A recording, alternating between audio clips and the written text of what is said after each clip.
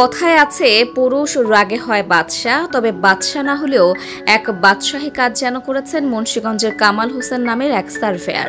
১.৫ মাস আগে পরকীয়া প্রেমিকের সাথে পালিয়েছে স্ত্রী। সেই রাগে সন্তান কোলে নিয়ে হেলিকপ্টারে চড়ে বিয়ে করে ঘরে তুলেছেন নতুন বউ।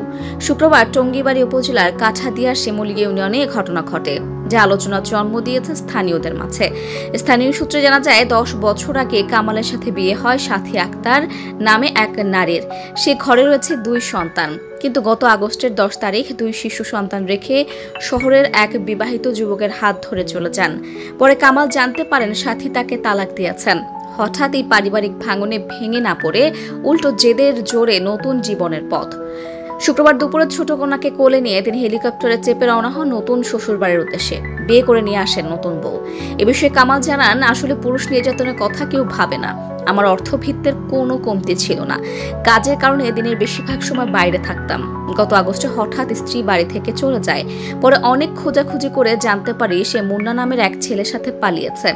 এই জেদে নতুন বিয়ের সিদ্ধান্ত নেই। কামাল আরও জানান, সব জেনে শুনে আমার নতুন স্ত্রীর পরিবার বিয়েতে রাজি হয়।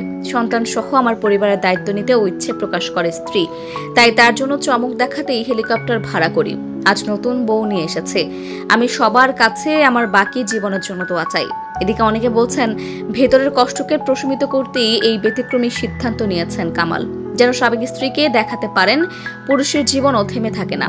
এদিকে হেলিকপ্টারে চড়ে বরের আগমন দেখতে ঘটনাস্থলে ভিড় জমায় অনেকে।